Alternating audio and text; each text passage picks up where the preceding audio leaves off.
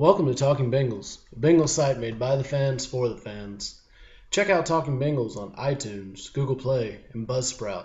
Also follow Talking Bengals on Facebook, Twitter, and here on YouTube. Now, let's join the conversation. Hello, and welcome to Talking Bengals, episode 16. This week's going to be a fun one. It's the Draft Extravaganza. Nick's going to be joining me tonight. We're going to get into some really interesting draft topics. So, Nick, how you doing? I'm doing good, Casey. How about yourself?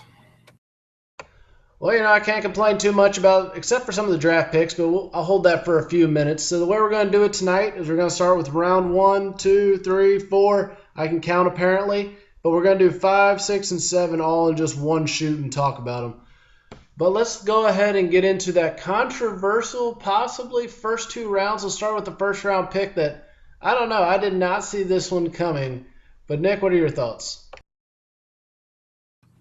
I mean, my thought with Ross in the first round, I didn't really like it at first. I thought that a wide receiver, seriously, in the first round, it was just kind of,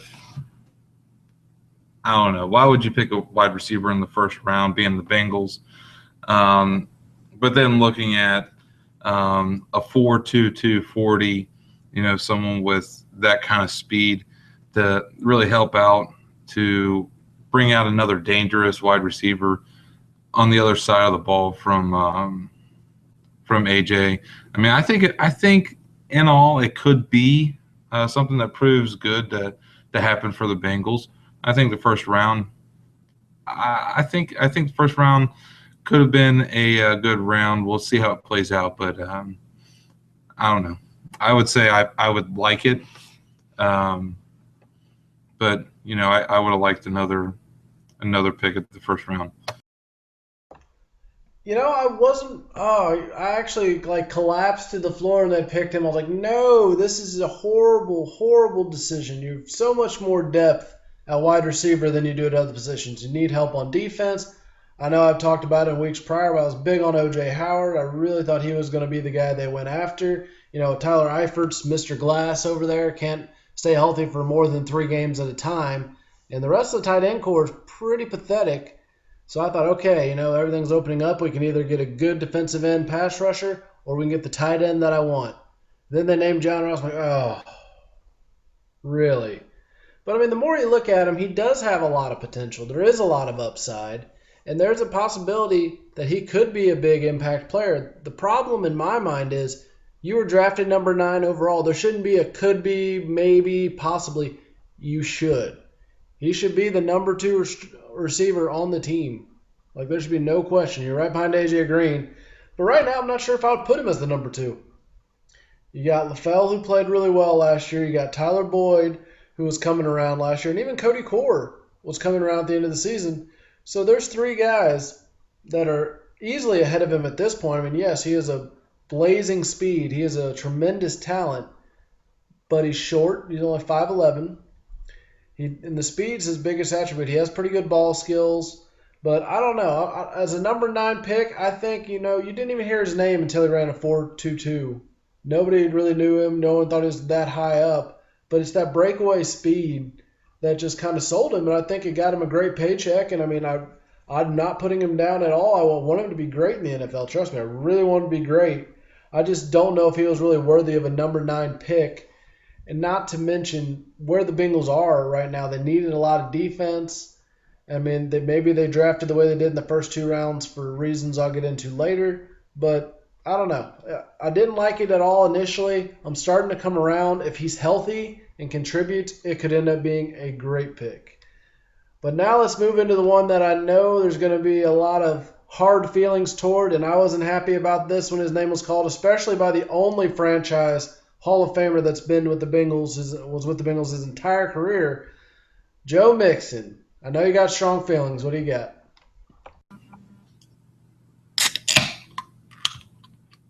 That's what we're going to be doing all year long. Um, Classic. oh, dude, it's going to be bad. Off the field, it's going to be a circus. Um, on the field, he could perform and do very well, but I mean, he showed when he was 18 he had bad character. He showed when he was 20 he had bad character.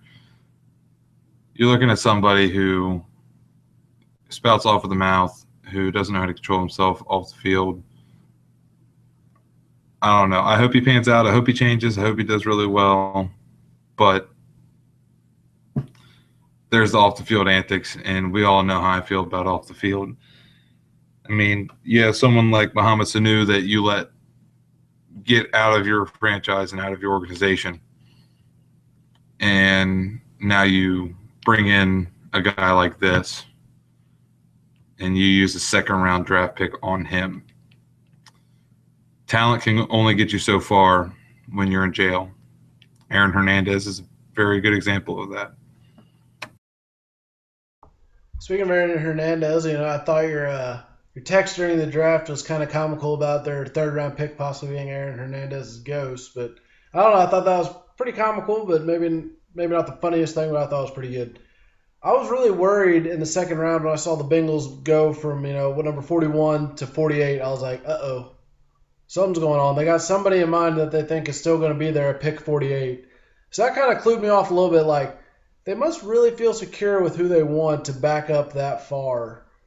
But after Curtis Samuel got drafted, I was like, that's true. I thought they may be leaning toward a little bit the running back or the all-around good player from Ohio State. I mean, versatile running back, great as a receiver. I thought, okay, maybe they're going to go for him. And then as soon as he got swiped off the board right before their pick, I was like, let's see who they pick up. And then all of a sudden they jump back. I was like, this is worrisome. But I mean, Mixon, if we could just get away from his off-field antics, if this guy never had any issues, he is by far the best running back in this draft, in my opinion. I think he's just got all the tools to be a top performer. And the best thing about him, he's 20 years old. He doesn't have 4 years of wear and tear in college football. He has 2. So he's got a lot of tread left on the tires. He doesn't have a whole lot of pre-existing injuries, any problems. And like I said, he's young. What kind of 20-year-old doesn't bounce back? I mean, geez, I remember being 20 years old. You could go out there, play like 4 or 5 baseball games, and you'd be like, I'm good. Let's just keep going. I can do this all day. But, when you get up to those 24, 22, 23-year-olds, they have a little bit more tread, especially if they played all 4 college seasons. So, I mean, as far as his talent, his ability, his potential is just unbelievable. I mean, he could be one of the best running backs in the league next year. Now, you're talking about his character and off-field antics. That's got me a little bit worried. I mean, it's concerned. I don't agree with, hitting a woman, and I'm not trying to make a cop-out for him, but he's 18 years old. I remember being 18 years old. I did not make the best decisions in the world, and everybody who said they made good decisions at 18 years old is a liar. I didn't, possibly do anything that bad, but, if you just tell yourself that, I never did anything that dumb, well, you probably are lying to yourself. You did something, probably maybe not the same moral boundary there, but you did something that was incredibly stupid when you were a teenager. So he needs to learn. He had that other issue that we talked about earlier before we started the show about a meter maid incident, and that just once again shows immaturity. He's 20 years old. What you need to do is get him under the wing of a classy player. That's what you really need to do. Keep him away from Pac-Man. Keep him away from Vontez. Get him with a classy player. Get him with somebody like A.J. Green. I mean, goodness gracious, do you have any problems with A.J. Green? Do you hear any negative stuff coming out about A.J. Green? No. So get him with an A.J. Green. Get him with, Vincent Ray, a guy who's just been a classy player since he has been with the Bengals and a hard worker. Get him with one of those guys and say, that's your mentor. What he does, you do. And maybe that'll help straighten him out because he's got potential. He has so much potential and upside. But he could really easily just throw it all away and be the next Chris Henry. So, Nick, thoughts on the third round? On the third round with Jordan Willis, I think the Bengals got a great deal with him. Dropping down to the third round, you have a guy who has 26 and a half career sacks at Kansas State, playing over 800 snaps. You're looking at someone who probably should have gone at the very latest the second round, but with everybody else's needs, he went in the third, and the Bengals got him on a steal, I think. You got older guys like Michael Johnson and Dunlap that they're getting old, and you need somebody that can replace them potentially, but also play on the other side of the ball that can bring in the pressure on the other side. I mean, because you have guys like Dunlap who he's a Pro Bowler still, and you have nobody else on the D line that can do anything with it. And we'll go into it later with the other draft pick, but I mean, I think that it was an absolutely great pick with him. He's quick. He gets to the quarterback. He pressures the quarterback. And, I mean, I still can't find him. So you can't say anything bad about the guy as of yet. So I think it was a great pick in the third round. I think they got a steal, and I think we can do big things with him. And I think Jordan Willis will be a name to remember, especially this year. I think he'll be able to acclimate well with speed and being able to pressure the quarterback as long as he's coachable. Hopefully he's coachable because I'm praying for him, man. He was the first pick that I watched that I was like, oh, that makes sense. I like that one. We needed defensive help. He's a good, solid player. Like I said, he slipped a little bit further than a lot of people had him going. I feel very confident about him as a draft pick. I was like, finally, we've been talking defense. And 3 or 4 of those defensive players that we had said, those are the guys who are probably going to go before the Bengals have a chance to get them, were still available. I mean, you had Jonathan Allen, Derek Barnett, and Reuben Foster. He fell out of favor for me because he just, had some off-field issues, had some injury problems. But you still had 3 really good defensive players that were available with that first-round pick, and they decided to go receiver with an injury problem and some bad pass. But when I finally got Willis, I was like, all right, we're finally looking at the pass rush. Because everybody kept picking on the secondary last season, and I was guilty of that from time to time too, being a former secondary player. Not a good one, but a former secondary player. But you know what? A secondary can only guard a guy for so long. A cornerback or safety can only cover someone for so long. If you don't have a pass rush, what the Bengals had none last season at all, then you're eventually going to let the guy get open because you can't hold him anymore. You can't grab him anymore. You can't even get near him. If you're within 5 yards, you're getting a defensive pass interference call. So it's good to see some pass rushers getting in there. We need some speed off the end. I would like to see a little bit more interior help as well. But, some speed off the side there. Willis is, a clean-cut guy. No dirt I can dig up on him as of yet. So, like you said, right now, he's good to go. He's a big physical guy. And that's what the Bengals like. And, I don't have a problem with that. Everybody says that's the Bengals mold for defensive end. Well, if it's working, it's working. Michael Johnson's getting old, but when he first was in with the Bengals the first time, he did really well. Carlos Dunlap has been outstanding, for being a lot of people thought was too highly drafted in the second round. He really panned out for the Bengals. So, I don't know. I have no problems with Jordan Willis in the third round at all. I thought it was a good way for them to cap off day 2. Kind of took away from all the distraction and drama a little bit of Joe Mixon because you're like, okay, at least they finally got a defender. I was expecting them to say, and backup quarterback from Southwestern somewhere would be their third pick. And you'd be like, why? This is the third pick. You're just like, why? But no, it's good to get defensive end. So that's going to move us on into the 3-pick fourth round, which I know probably one of your favorite draft picks happened in this fourth round. So we're going to go pick by pick. I'm going to lead off on this one talking about Carl Lawson, defensive end out of Auburn. So I thought it was interesting to go defensive end because I didn't know we were that desperate for DNs, but maybe it's the contract issues with Carlos Dunlap. I think he's got 1 year left on his deal, or maybe 2. So maybe they're trying to build for the future. And Lawson's got a lot of upside. He's not a slow guy. He runs a 4.67. And, he's a little bit slower than Willis, but not too bad. But he's had a few injury problems, so that kind of worries you a little bit.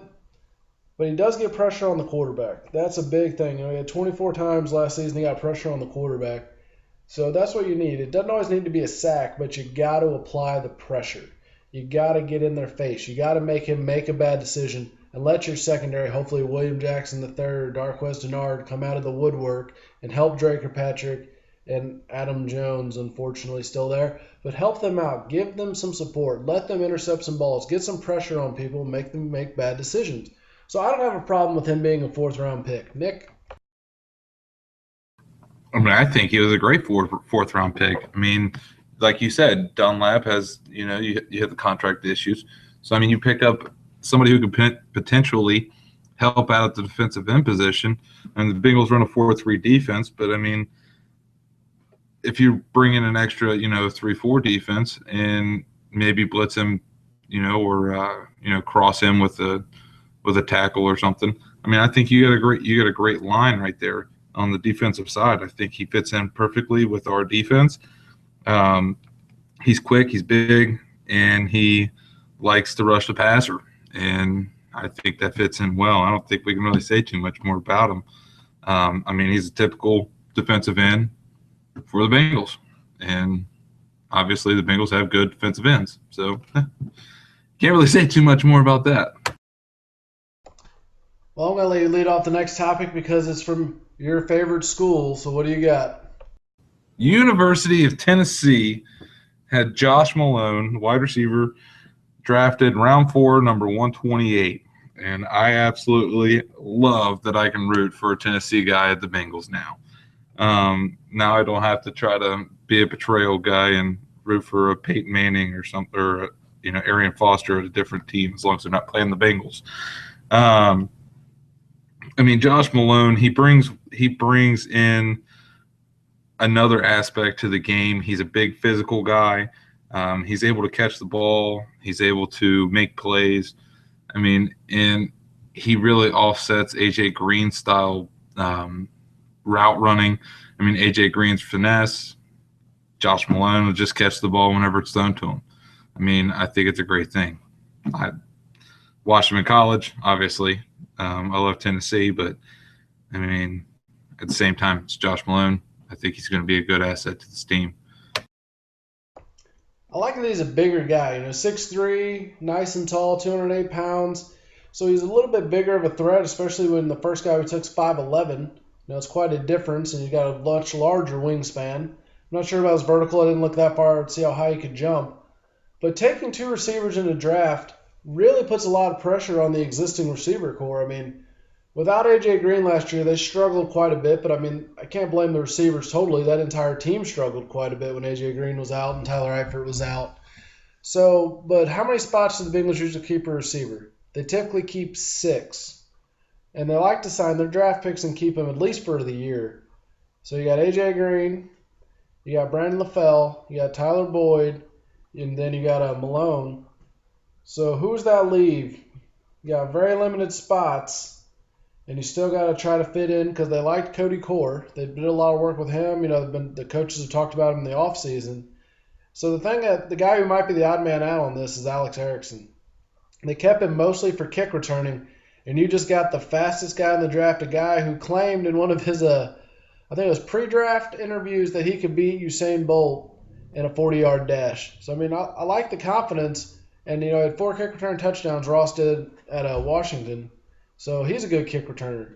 Mixon can do kick returning as well. So, if they figure out, okay, you're not going to beat out Jeremy Hill, which I'm pretty sure a blind Corgi could beat out Jeremy Hill at this point and have better yards per, attempt. But if they decide, okay, you're not quite good enough to be our starter, we're going to, put you in there returning kicks, where does that leave Alex Erickson? He did not do a whole lot, actually, as a receiver. So I think it's going to come down to the chopping block. It's going to be Core and Erickson. I don't know. I mean, I like Malone, and I think, give him a good chance. But I don't know. Like I said, I guess Erickson is probably the odd man out for me. I think Malone's a good pickup. He's a taller receiver, which is good. And hopefully he pans out as well. Marvin Jones was picked in the 5th round. So you never know. It could work. And then finally, the defensive tackle. What do you think when they finally got one? He's from Michigan. I don't know too much about him, to be quite honest. Just from the limited information I got, he's quick, and obviously this year they've been going with a lot of quicker guys. I mean, the limited information I get is, saying he's a run stuffer, and I think that the Bengals need a good defensive lineman that can really play well on the rushing downs, where the teams are going to run the ball.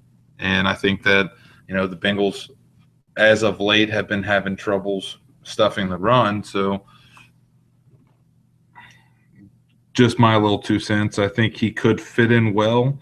Um, hopefully he can replace what we lost with Pecco, but we'll see.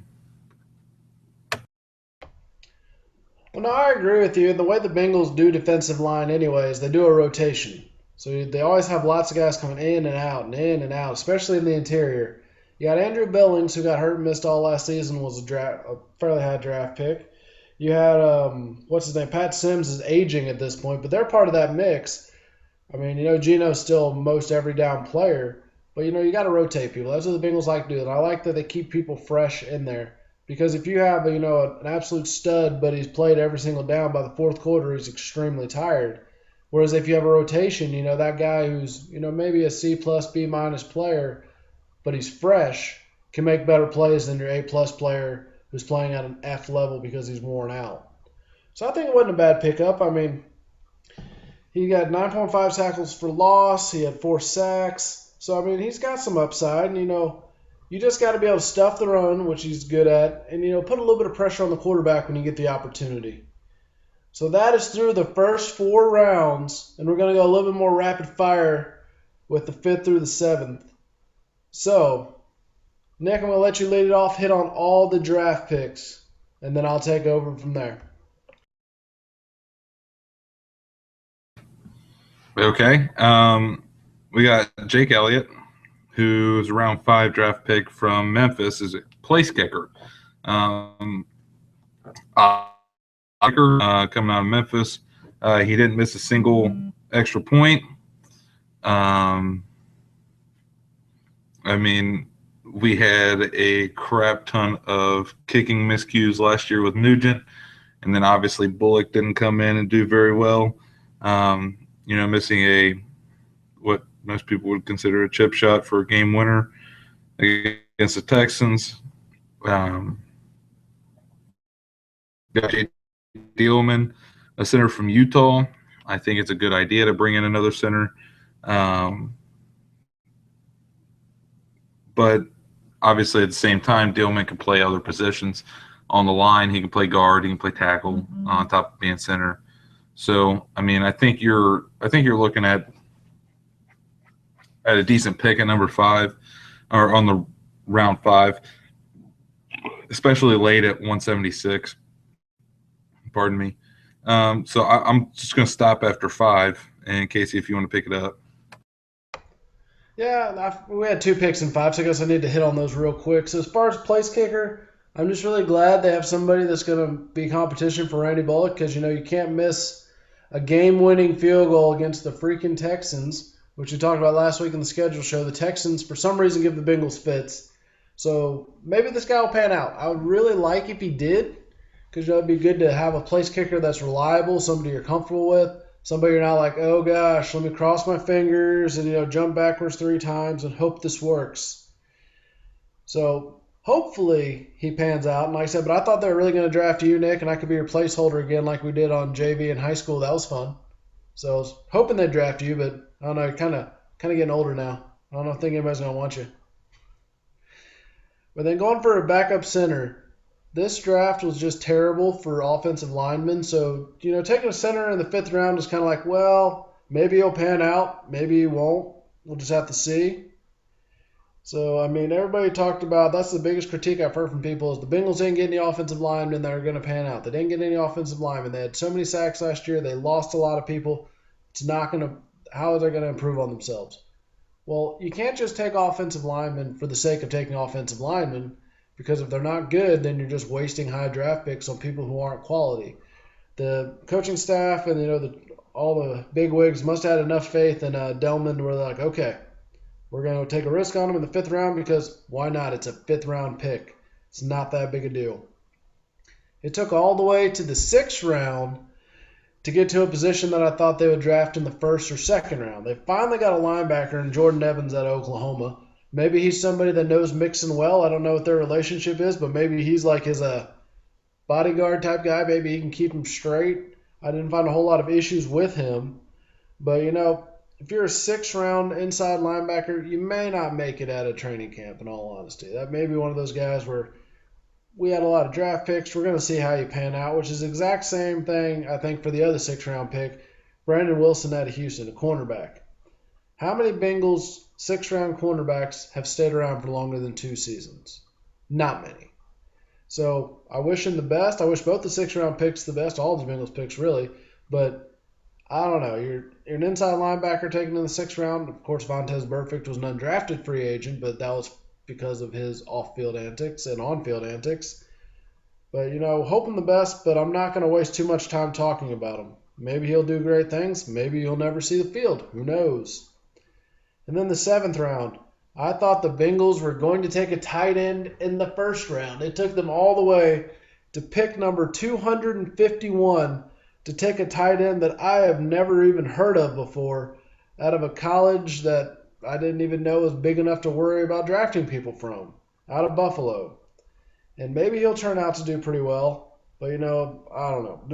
It frustrated me because you have Tyler Eifert, who's going to get hurt. You have C.J. Uzama, who is definitely, not playing the level he should be. And Tyler Kroft, I don't even know what to call Tyler Kroft at this point. Everybody thought, okay, this could be like, your backup for Eifert. He could do great things. It's not so much thus far. So, Nick, take us for your thoughts on 6 and 7. My thoughts on starting on at 6. I mean, Jordan Evans on inside linebacker. I agree with Casey. I mean, we should have drafted an inside linebacker or a linebacker, period, in the first 3 rounds. I say 3 rounds, just overestimating there. I mean, maybe, like Casey said, he might have an inside scoop to be able to control Mixon, hopefully. Hopefully Mixon decides that he's going to hang out with a better crowd here in Cincinnati and get away with Oklahoma. I mean, seems to be, someone that, we can work through. We can, the coaches on the defensive side can really make him a better player. He seems to be coachable. So I don't know. We'll see how Evans pans out. I won't go too long on him. Brandon Wilson with cornerback out of Houston. I don't see why we drafted so late with a cornerback. I really don't see why we even drafted a cornerback, period, with all the cornerbacks or defensive backs that we do have already, especially bringing back Adam Jones. Yeah, moment of silence for that. They even traded up to get this Brandon Wilson guy. We'll see how that one plans out.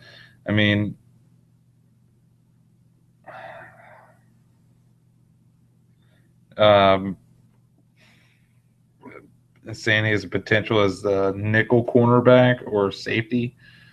He could also cover kicks on special teams, so maybe they got him for special teams purposes. I don't know. It is the Bengals. And then this Mason Shrek guy out of Buffalo, like Casey said, I think he was just one of those pickups to maybe light a fire under someone's butt, hopefully. But yeah, Tyler Kroft. I don't think Tyler Kroft is going to be coming back this year and he's not going to make it out of training camp, I don't think. Mason Shrek may beat him out. Who knows? His senior season, he did catch 59 passes for over 650 yards and 4 touchdowns in one season. So, that for a tight end, that's pretty good, especially when you're coming from a smaller school who's more than likely a pass-related offense. So, hopefully Shrek is one of our best picks, and we're getting him for nothing, hopefully. So, I don't know. Only time will tell on especially the last 3 picks that we had. So, can't really say too much about those. Casey? That's going to take us into a quick roasted or boasted session for tonight. We only got 2 topics that we're going to go into since we've covered the draft so in depth already. But I'm going to kind of reverse the order here. So since you're talking about, maybe Shrek will be a steal, are there any future stars that were drafted in rounds 4 through 7, roasted or boasted? And if there is, who? I'm going to boast it. Oh, we got a Tennessee guy. Obviously, I'm gonna boast Josh Malone. I think he's gonna pan out. You had a guy like Arian Foster, or yeah, Arian Foster, who came out of Tennessee, who had problems with ball control coming out of the backfield. Um, the scouting reports saying he was injury prone. He panned out well for Houston, and he actually did really well. So we come out to Josh Malone, who's a wide receiver out of Tennessee, big guy, physical, able to catch the ball, and able to make plays. I think he might be the best pick in the draft for the Bengals because the rest of the picks I just can't see. I'm sorry. Mixon's terrible. Yeah, so Mixon is now your other Adam Jones, I guess you'd call him. He's just going to be that guy who you're like, I don't know. He's Adam Jones Jr. A junior, I mean, I think it's Adam Jones the second. I mean, it's the same guy, just a little bit younger. Well, that's one way to look at it. But on this topic, I'm going to boast it, but I'm going to go a little bit different. I hope Josh Malone turns out to be a future star, but I'm not going to hold my breath on that one. But I think the Bengals do have a few guys who could possibly be. I'm not going to go as much star as I would guys who are going to pan out.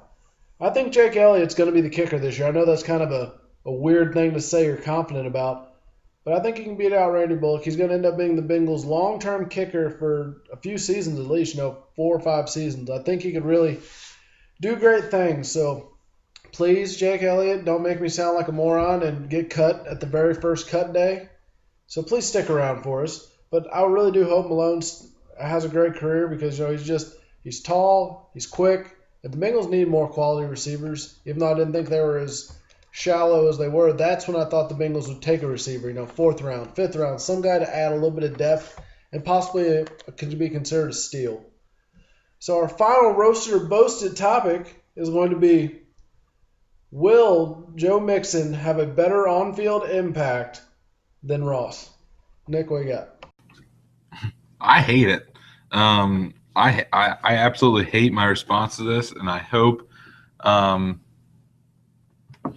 don't know. I hate that I'm going to say it, but I'm going to boast that Mixon is going to have a better on-field presence than Ross. As long as Mixon can stay out of trouble off the field, I think that Mixon is going to make a better on-field, presence. I mean, by far the best running back in the draft. The only thing that made him so undesirable was off the field. If he's able to keep his head out of the mud, I think he's going to pan out real well. I think he's going to be one of the best running backs to come out of the draft, to be quite honest with you. And I think he's going to be one of our better running backs, and he may even turn out to be our starting running back if he keeps his head on the right track. So as long as I'm going to boast it, as long as Mixon can stay out of jail. Well, I'm going to boast it as well, and I don't even think I have to blame John Ross. I don't think it's his fault. But if you look at it, Andy Dalton has to get comfortable with receivers. Early in the year, he wasn't throwing to Tyler Boyd that much. So, he's got to get comfortable with the receivers. So even if Ross comes out, he's healthy, he's able to do what needs to be done, he's going to be a good performer. Who knows if Andy Dalton's going to throw him the ball or not? Andy Dalton has shown throughout his entire career he has to get comfortable with somebody before he throws the ball to them quite a bit. Whereas opposed to Joe Mixon, all he has to do is take the ball from Andy Dalton and run with it. Now, yeah, he's going to catch some passes out of the backfield, but you're getting a 20-year-old kid, lots of tread on the tires, can hit a hole hard, can get to the outside. We have our inside back with Jeremy Hill. You got your outside agility back with Gio Bernard. You finally have the all-around back. This kind of even though, I don't like his off-field antics, this makes me understand this is why they let Rex Burkhead go. You got rid of a guy who could have been your all-around back. for a younger version and more talented version of an all around back. So I think he will definitely have a better on field impact this season. Maybe once, Dalton and Ross get a little bit more familiar with each other, maybe Ross will be able to pan out a little bit more and, have a great impact. And he could do great things in the kick returning game. We just got to wait and see. But I don't know. So that leads us into final thoughts for the night. Nick, I'm going to let you lead off one more time. Well, my final thoughts for the entire draft. I'm just going to go for the draft here because that seems to be our topic for the night, apparently. I think that our draft went halfway decent. Honestly, it honestly went better than what I thought it would be. Sorry, I muted myself. But yeah, I mean, the Bengals overall, I think, picked better than what I thought they would. The last time the Bengals took a kicker was in 2009 when they took Kevin Huber, who's still kicking. So if that says anything about Bengals picking kickers out of the draft, I mean, hopefully whoever's picking this kicker knows what the heck they're doing. I mean, Jake Elliott out of Memphis, man, smaller Division I schools. Kevin Huber came from Cincinnati, which, I don't even know what conference they're in, but they're in a conference. And, I mean, hopefully they know what they're doing. So, I mean, the Bengals do like to keep their kickers for a long time. We had Nugent for a long time. So, we'll see. And, I'm more than cautiously optimistic about the season now, looking at the draft picks. Well, even though I was not happy with the first two, it dawned on me a couple days later what they were doing. And I finally realized this whole time, I've been listening to other people, like, other shows and stuff. I've been researching and trying to figure out, what linemen they could take. And they finally came to the conclusion that the offensive line prospects were so terrible that if you'd have spent, a first or second round pick on them, you'd have been getting another Levi Jones. A guy, you drafted in the first round, didn't really ever pan out the way you hoped he would. And that's not worth it. I'd much rather them take somebody. So how can you fix an offense that the offensive line was the weakest link last year? You get more talent on the the specialty guys, running backs, wide receivers. Because if Andy Dalton can get people to get open faster, he can get rid of the ball quicker. If you have a running back who can make people miss and not get hit in the hole and fall down, Jeremy Hill, then you could actually have a little bit more success. That takes pressure off of your offensive line when you have playmakers. I mean, once A.J. Green went down last year, it was like, who's the playmaker? Do we have any playmakers? Bueller. Nothing. So now you pick up two more guys who are big-time playmakers. Malone could be another guy who's, sneaky fast playmaker. So I feel overall I would give this draft class probably a B+.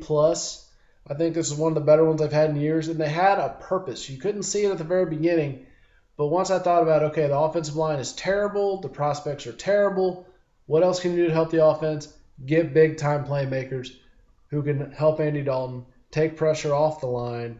So I get where they're coming from now. And I'm still going to say cautiously optimistic, but getting closer more to just optimistic. I don't say anything until, the Bengals have a bad habit of having people get hurt in training camp. Not letting, I don't think they ever let anybody get hurt, but having people get hurt in training camp. So once training camp's over, once the preseason is over, we get ready for the season. If everybody's healthy and playing well, it'll definitely turn to optimism. But that's going to wrap it up for us this week on our Draft Extravaganza. Check us out on iTunes, Google Play, Buzzsprout. Follow us on Facebook, Twitter, and YouTube. That's it for this week. Hoo-day. Hoo-day.